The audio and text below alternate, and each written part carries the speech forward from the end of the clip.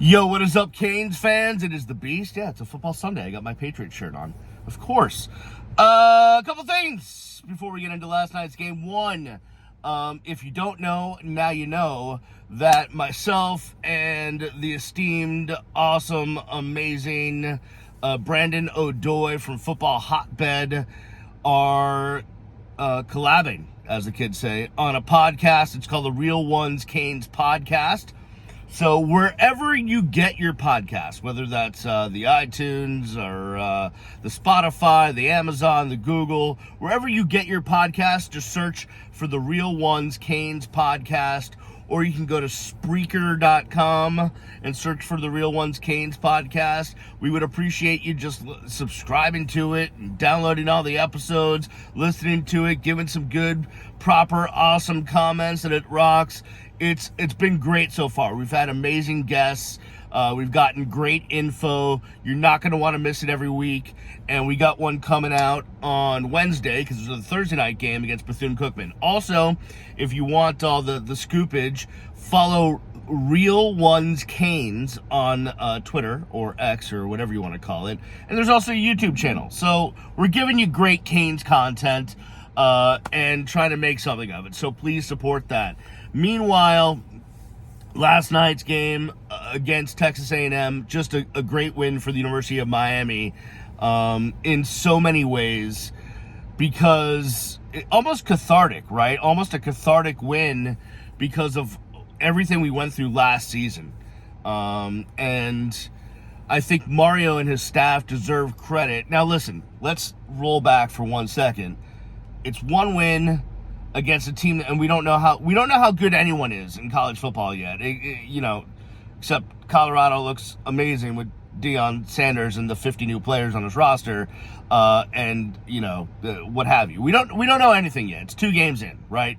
So let's not get ahead of ourselves. There's still a long season to go. But Texas A&M, as it was put on the Twitter or the X, Texas A&M has everything, right? They get all the recruits, they have all the NIL deals, they get all the facilities, they got 3 head coaches as assistant coaches on their staff, right?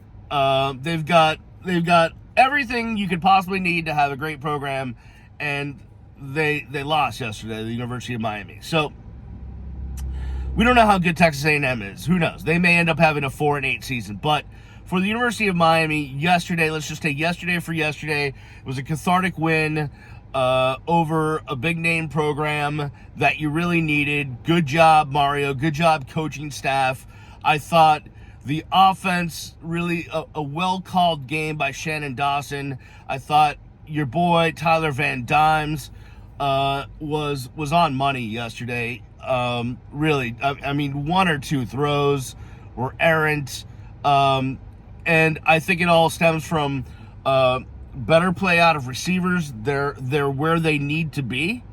I think you see that. And 2, the offensive line. The offensive line is just so much better than it was a year ago. I mean, words can't even describe the exponential growth that you have from last year to this year.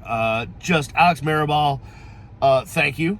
And to everyone involved in the recruiting process and the transfer portal and getting these guys in there, all helmed by Matt Lee, the center that transferred in. Just amazing stuff.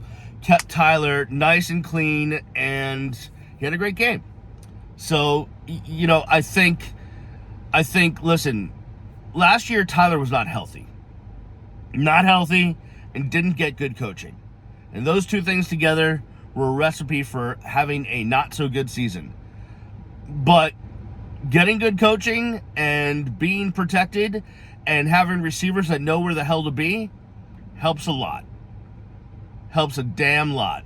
Now, the running game yesterday, it was just okay. Mark Fletcher, it looks like he got banged up. We don't know about injuries. Mario and the staff, they don't discuss injuries.